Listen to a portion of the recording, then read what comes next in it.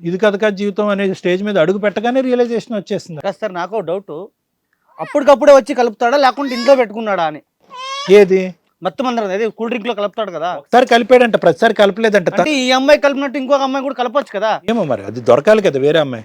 అది తర్వాత చూద్దాం. ఇప్పుడు ఈ అమ్మాయి గురించి మాట్లాడదాం. నీ భార్య నువ్వు కంట్రోల్లో పెట్టుకోలేదు. ప్రతిరోజు ఎవడికి కలుపుతాడో అదంతా మనకి ఎందుకు? ట్రాఫిక్ ఏమన్నా ఉందా? ఏమన్నా సంబంధం ఉందా? నువ్వు ఏంటంటే నీ భార్యకి కల్పించినట్టుగా వేరే ఆవిడ, నువ్వు నీ భార్యను కాపాడుకో. వేరే ఆడపిల్ల గురించి తర్వాత మాట్లాడుకుందాం. ఒక్కసారి కల్పిస్తే 2 సంవత్సరాలు కనెక్ట్ అయిపోయింది నీ భార్య. ఫస్ట్ నీ భార్య గురించి మాట్లాడుకుందాం. అభి నువ్వైతే మాత్రం ఆ అమ్మాయి వైపు వెళ్ళిపోయాను, మీ ఇద్దరం కలిసి ఉండటానికి. అమ్మ నువ్వు అతన్ని క్షమించడానికి నువ్వు రెడీగా ఉన్నావు కాబట్టి అక్కడ వరకు సబ్జెక్ట్ క్లియరే. ఇంకా ఫైనల్గా ఏంటంటే అమ్మ నీ గురించే మాట్లాడుకోవాలి. నీకు ఒక ఆడపిల్ల ఉంది, నీకు ఒక భర్త ఉన్నాడు. భర్త క్యారెక్టర్ కరెక్ట్గా లేదు, వేరే ఆడపిల్లతో వెళ్ళిపోతున్నాడు అన్నప్పుడు నువ్వు బయటకు వచ్చేసేయమ్మా. నీ భర్తను రెండే దారులు. ఒకటైతే నీ భర్తను మార్చుకోవడానికి చేసేటటువంటి ప్రయత్నం. లేనటువంటి పక్షంలో ఏం చేయాలంటే నీ బిడ్డను తీసుకుని బయటకు రావటం, లేదంటే పెద్దల సమక్షంలో పంచాయతీ పెట్టుకోవటం, డైవర్స్ తీసుకోవటం, ఇలాంటి రకరకాల యాంగిల్స్ ఉన్నాయి. నువ్వు తీసుకెళ్ళి వేరే నీ మరితోనే నువ్వు మొదలు పెట్టడం, ఒక కార్యక్రమం మొదలు పెట్టడం, దానికి వెనకాతలు ఉన్న కారణం డ్రింక్ కలిపాడనే ఒక అబద్ధం చెప్తూ ఆ అబద్ధాన్ని కాపాడుకుంటూ ఇలా కంటిన్యూ అయిపోవటం.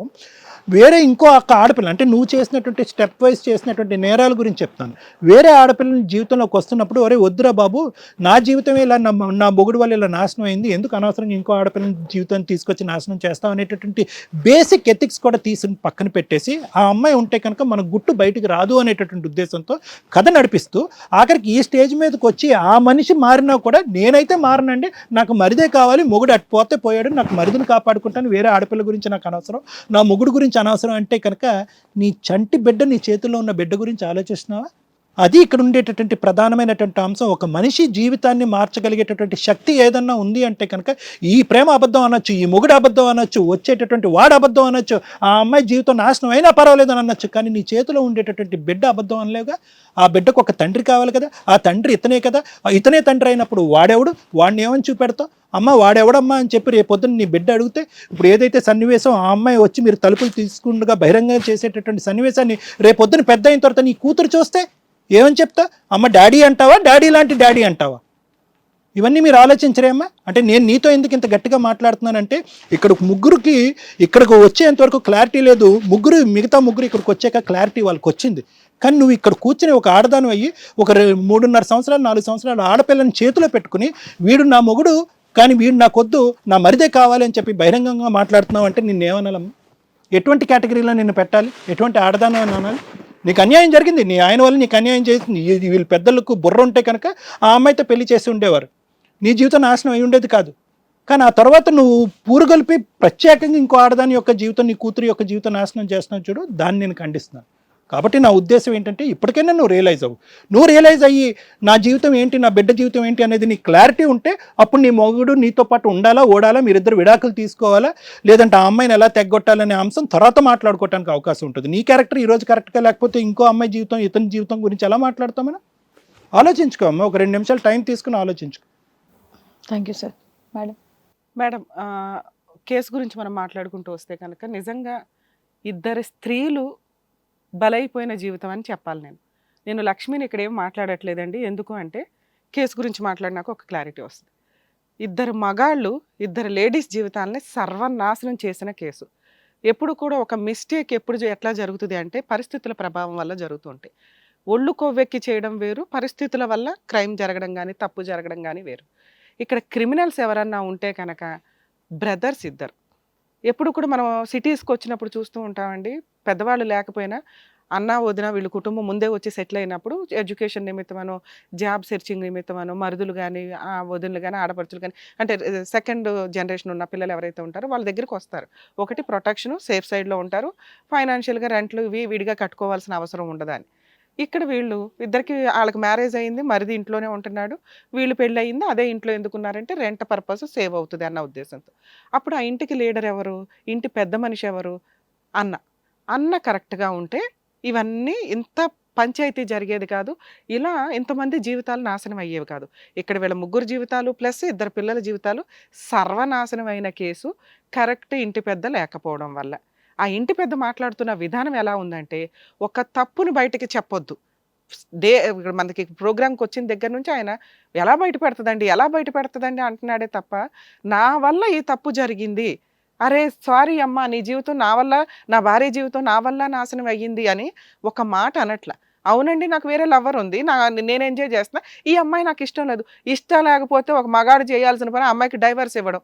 ఒళ్ళు కొవ్వెక్కి ఆవిడతో ఆల్రెడీ ఫిజికల్ రిలేషన్ పెట్టుకున్నాడు, ఒక పాపను కన్నాడు. కన్నా తర్వాత 5 years నుంచి అదే ఇంట్లో ఉంటున్నాడు, రాత్రిపూట్లో ఉండడంట. అప్పుడు ఆవిడ లైఫ్ని డిసైడ్ చేసింది ఎవరు? ఈ క్రైమ్ జరిగేలాగా చేసింది ఎవరు? ఆ అమ్మాయి ఒక సరెండర్ అయిపోయే సిచ్యువేషన్కి తీసుకొచ్చింది ఎవరు? అతను. పూర్తి పనిష్మెంట్ పడాల్సిన వ్యక్తి ఎవరన్నా ఉంటే ఆ లైఫ్ వరకు అతనికి పూర్తి పనిష్మెంట్ పడాలి తప్ప, ఆ అమ్మాయి ఎక్కడో డ్రింక్ తాగేసింది, తర్వాత అవసరాల కోసం భర్త పట్టించుకోడు, ఫిజికల్ నీడ్స్ ఎవడు గ్రూప్ లాగా నడిపించేస్తున్నారు, పిల్లని తీసుకొని బయటికి వెళ్ళలేదు. తప్పు చెయ్యమని మనం ఇక్కడెక్కడే చెప్పట్లా. జరిగిపోయిన తప్పుకి ఆవిడ బలి పశువు తప్ప ఆవిడే తప్పు క్రియేట్ చేసుకోవాలా. మరిదిని అట్రాక్ట్ చేయలేదు, మరిదిని పనిగట్టుకొని రా అని అనలా. కానీ ఈ రిలేషన్ అనేది ఒక పవిత్రమైన రిలేషన్.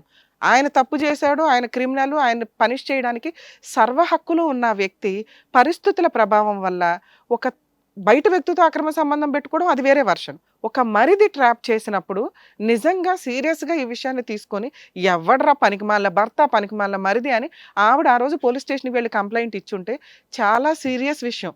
భర్త దగ్గరుండి రేప్ చేయించినట్టు, ఈయన మత్తు మంది వేసి రేప్ చేసినట్టు లక్ష్మి. అర్థమవుతుందా? ఆ రోజు నువ్వు అవసరాలు, కుటుంబం ఇవన్నీ అనుకోకుండా వీళ్ళిద్దరి మీద నువ్వు కేసు పెట్టుంటే నియర్లీ దగ్గర 7 years పనిష్మెంట్ పడే కేసుని ఈ రోజు నువ్వు ఒక ముద్దాయిలాగా కూర్చొని మాట్లాడాల్సి వచ్చింది. నీ రిలేషన్ అనేది చాలా గౌరవమైన రిలేషన్. వదిన మరిది.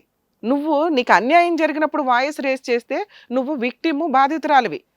నువ్వు ఆ అన్యాయాన్ని కంటిన్యూ చేసుకుంటూ వెళ్తే దాన్ని యాక్సెప్ట్ చేసేసిన వ్యక్తి అవుతావు. ఈ రోజున కాదు, ఇక్కడ కాదు, ఎక్కడైనా కానీ నువ్వు ఇలా వేలు పెట్టుకొని చూపించుకోవాల్సిన పరిస్థితి.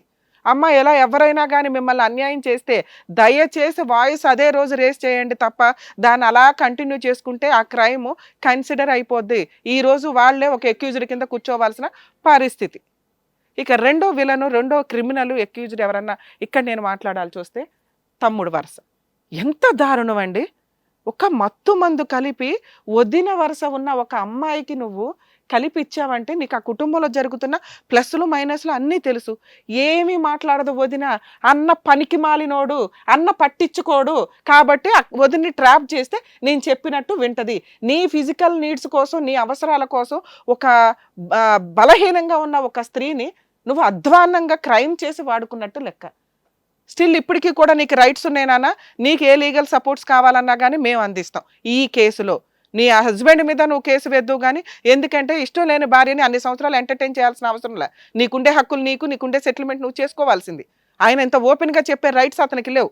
అలాగే ఆగాయ్, మాట్లాడద్దు నా ముందు, అసలు మాట్లాడదు. మీ నలుగురికి వాయిస్ లేదు ఇక్కడ. ఏమన్నా మాట్లాడితే పిల్ల మాట్లాడాలి ఇక్కడ. ఎందుకు మేడం? నేను ఎందుకు మాట్లాడకూడదు మేడం? మాట్లాడు. ఇంకా ఆగు నానా. నువ్వు ఒకవేళ కేసు ఫైల్ చేస్తే హస్బెండ్ మీద కేసు ఫైల్ చేయి, మెయింటెనెన్స్లో సెటిల్మెంట్లు వస్తాయి. మరిది మీద కేసు ఫైల్ చేయి, సెటిల్మెంట్కి కాదు పనిష్మెంట్ కోసం. అర్థమవుతుందా? ఇంక మీ విషయం మాట్లాడితే ఇలాంటి క్రిమినల్ నీకు అవసరమా? ఇక్కడ నీ ఒక్క స్టేజ్ మీద ఒక్క నిమిషం వినండి. నీకు అవసరమో లేదో మీ పంచాయతీ బయట చూసుకోండి. లీగాలిటీ ఏది ఉంది, ఇలా సఫర్ అవుతున్న వాళ్ళకి తెలియాలి కాబట్టి నేను ఇక్కడ మాట్లాడుతున్నా. మీ కేసు నేను ఇక్కడే సెటిల్ చెయ్యట్లా. ఎందుకు అంటే ఒక వదిన వరుస అయ్యే వ్యక్తికి వాళ్ళ బలహీనతను వాడుకొని అతను ఒక మత్తు మంది ఇచ్చి ఆవిడని ట్రాప్ చేశాడు. ఆ తర్వాత 2 years ఎందుకు కంటిన్యూ అయిందని వాళ్ళ కర్మ, ఆవిడ అనుభవిస్తుంది ఈ రోజున. కానీ మీ హస్బెండ్ అనుభవించట్లా. హ్యాపీ 2 years ఎంజాయ్ చేసి పడేశాడు. ఇప్పుడు వచ్చి నాకు భార్య కావాలండి అంటున్నాడు. అది ఈ స్టేజ్ మీద. ఇందాక స్టార్టింగ్ ఏం మాట్లాడో తెలుసా? ఇద్దరు కావాలండి అన్నాడు. అలా అన్న వ్యక్తిని నాకు భర్త కావాలండి అని నువ్వు అంటున్నావంటే ఇది స్వార్థమే తల్లి. రేపొద్దుట సొంత వదిలికే దికాణం లేదు, ఇంకెవరికి దికాణం ఉండదు. గుర్తుపెట్టుకో. నువ్వు రిలేషన్లో ఎవరినన్నా తీసుకొచ్చి నీ చెల్లినే తెస్తావో, ఫ్రెండ్నే తెస్తావో, ఇంకెవరినన్నా తెస్తావో, ఏమన్నా చేయడానికి. అతను ఇందా నుంచి వాయిస్ రేస్ చేస్తున్నాడు చూసావా? నా భార్యకి ఒక్కదానికే మత్తు మంది పెట్టాడా, ఊళ్ళో వాళ్ళందరికీ పెట్టాడా అని. దానికి సమాధానం లేదు మా దగ్గర. అతను చెప్పట్లా. మారుతాడేమో మేడం, నేను మార్చుకుంటా. నేను ఇక్కడ చెప్పేది ఏంటంటే ఎట్టి పరిస్థితుల్లో ఆ అబ్బాయిని యాక్సెప్ట్ చేయడానికి అయితే లేదు.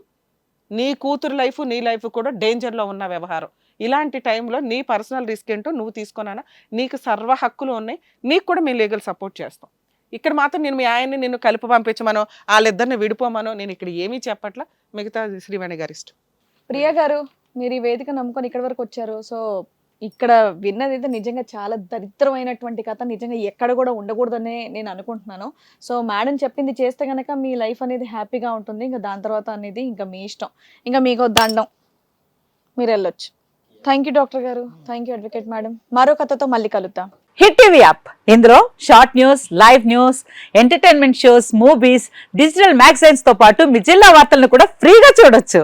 ఇంకెందుకు ఆలస్యం, వెంటనే హిట్ టీవీ యాప్ ని డౌన్లోడ్ చేసుకుని ఫ్రీగా ఎంటర్టైన్మెంట్ పొందండి. Hit TV app. Hit TV app. Please download hit TV app. Hit TV యాప్ని ఫ్రీగా డౌన్లోడ్ చేసుకొని ఎంజాయ్ చేయండి. మీకు నచ్చిన ఎంటర్టైన్మెంట్ కోసం హిట్ టీవీ యాప్ ని ఫ్రీగా డౌన్లోడ్ చేసుకుని ఎంజాయ్ చేయండి. హిట్ టీవీ యాప్ని డౌన్లోడ్ చేసుకుని ఆస్వాదించండి, ఆశీర్వదించండి. ఇంతమంది సెలబ్రిటీలు హిట్ టీవీ యాప్ ని డౌన్లోడ్ చేసుకోండి అని చెప్తున్నారంటే ఎంత మంచి యాప్ ఆలోచించండి. అమెరికా అమెరికా అమెరికా అమెరికాలో చదవాలనుకునే వాళ్ళకి విశ్వసనీయమైన పేరు మన శౌర్య కన్సల్టెన్సీ.